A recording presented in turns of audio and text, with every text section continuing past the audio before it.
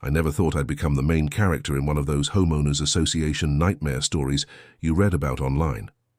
But here I am, still processing what happened over the past 3 months in what I once considered a peaceful suburban neighborhood.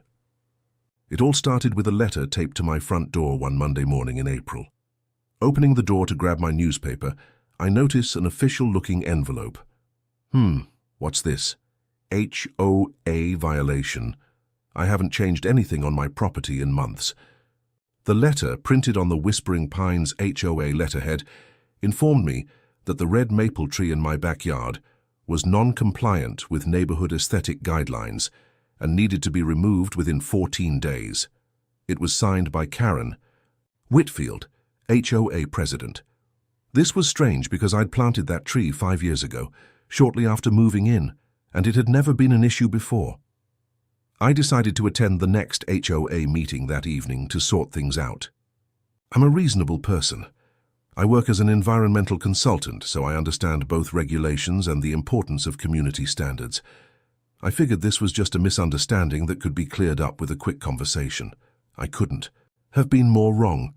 The meeting was held in our neighborhood clubhouse, a stuffy room with fluorescent lighting that made everyone look slightly ill. About 20 homeowners were scattered across rows of folding chairs. At the front, behind a fold-out table covered with a cheap tablecloth bearing our neighborhood logo, sat the HOA board. And at the center, like a queen on her throne, was Karen Whitfield. Karen was in her late 40s with an immaculately styled blonde bob that didn't move when she turned her head.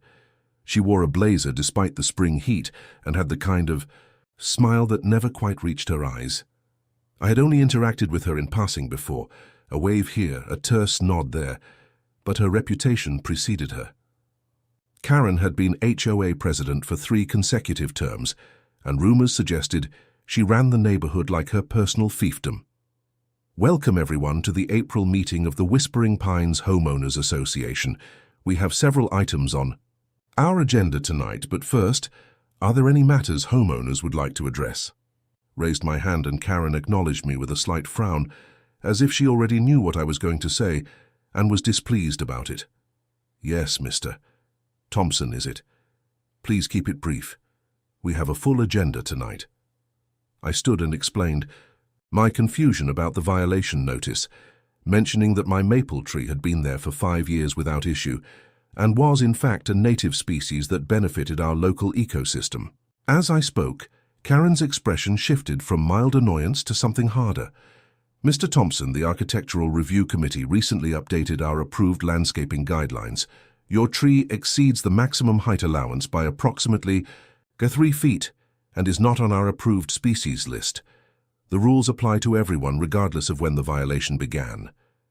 The way she emphasized everyone made it clear that she took particular pleasure in enforcing rules. I pointed out that retroactively applying new guidelines seemed unfair and offered to trim the tree instead of removing it entirely. Karen's smile tightened. The decision has been made, Mr. Thompson. The violation notice stands. You have 14 days to comply or face daily fines. Next item on the agenda. Just like that, I was dismissed. Several homeowners gave me sympathetic looks, but no one spoke up. It was obvious that challenging Karen wasn't something people did lightly in Whispering Pines. Over the next few days, I researched our HOA bylaws and discovered something interesting. All landscaping changes, including the removal of established trees, required approval from the same Architectural Review Committee Karen had mentioned. So I submitted a formal request to remove the tree, but included detailed information about the tree's age, species, and ecological value, hoping the committee might reconsider. 3 days later, I received an email approval for the tree removal, signed by surprise, Karen Whitfield, who apparently also chaired the Architectural Review Committee. The woman wore many hats in our little community, all of which gave her authority. What Karen didn't know was that I had another card to play. In my work as an environmental consultant, I had recently participated in a project involving protected species mapping. Out of curiosity, I had checked whether my property had any special environmental designations. It didn't, but I had noticed something peculiar about my maple tree during the spring.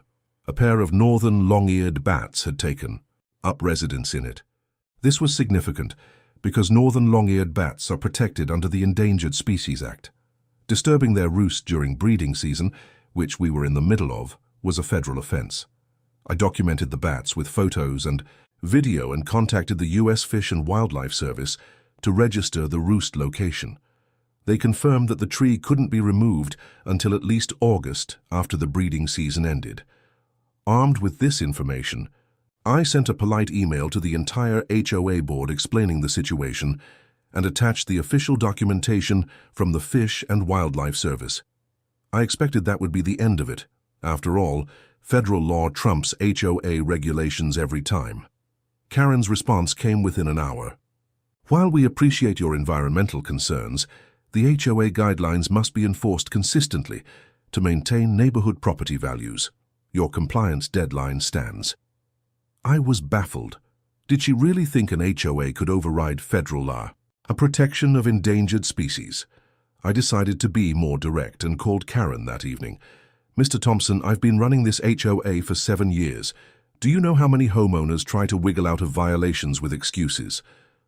The tree violates our guidelines and needs to be removed. End of discussion. Tried to explain that this wasn't an excuse but a legal protection. Look, if you're so concerned about these bats, have professionals relocate them. The tree comes down by the deadline or you'll be fined $100 per day. And before you think about fighting this, remember that our bylaws allow us to place a lien on your property for unpaid fines. The conversation went nowhere. Karen was unmoved by reason, science, or federal law. Her authority within the HOA was all that mattered to her. I sent one final email, this time only to Karen, making it absolutely clear that removing the tree would violate federal law and attaching the relevant legal statutes. I also explained that I would hold the HOA liable for any illegal action taken against the protected species. Her response was a terse, noted. The 14th day arrived. I had installed a security camera facing my backyard just in case. I left for work that morning assuming that Karen had finally accepted reality. After all, no reasonable person would risk violating federal environmental law over a neighborhood aesthetic guideline. But Karen Whitfield was not a reasonable person. I received an alert from my security camera around 10 a.m., checking the live feed on my phone. I watched in disbelief as a tree removal service entered my backyard. And there was Karen, directing them with animated gestures toward my maple tree. I immediately called the police and the Fish and Wildlife Service, then left work and raced home. By the time I arrived 15 minutes later, my beautiful maple tree was on the ground. The tree removal crew was already feeding branches into a chipper. Karen stood nearby, arms crossed, a satisfied expression on her face. When she saw me, she actually smiled.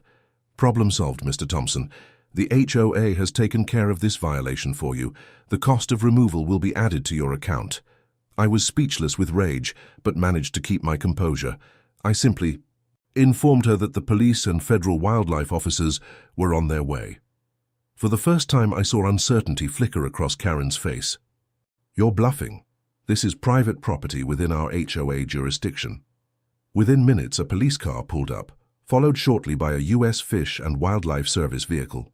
The tree removal crew looked confused and stopped their work. As the EEE officers approached, I explained the situation, showing them my documentation of the protected bat roost and the communications I'd sent, warning the HOA about the legal protections. The wildlife officer was particularly concerned and immediately began examining the felled tree for signs of the bats. Karen attempted to intervene, her voice rising as she insisted that as HOA president, she had authority to enforce neighborhood standards. The wildlife officer stood up from examining the tree, his expression grim. Ma'am, I need to see some identification. You've potentially violated the Endangered Species Act by destroying a known roost of a federally protected species. Karen's face went from red to white in seconds. This is ridiculous. It's just a tree in a suburban neighborhood. Ma'am, the fine for knowingly destroying a single roost can be up to $25,000, and there's potential criminal liability as well. As the officer explained the severity of the violation, Karen's composure completely crumbled. Her hands shook as she handed over her driver's license. When the officer began writing what appeared to be a citation, she actually stamped her foot like a child. "This is outrageous. I am the president of this HOA. That tree violated our guidelines." The wildlife officer looked up from his notepad. "Ma'am, your homeowners association does not supersede federal law. Based on the evidence and prior notifications about the protected status of this tree, I'm issuing you personally and your HOA citations for knowingly destroying protected habitat. You'll be receiving information about your court date in the mail." As Karen stood there, citation in hand, staring at the potential $25,000 fine, all the color drained from her face. Her carefully constructed world of absolute HOA authority came crashing down around her. And for once, Karen Whitfield was completely speechless.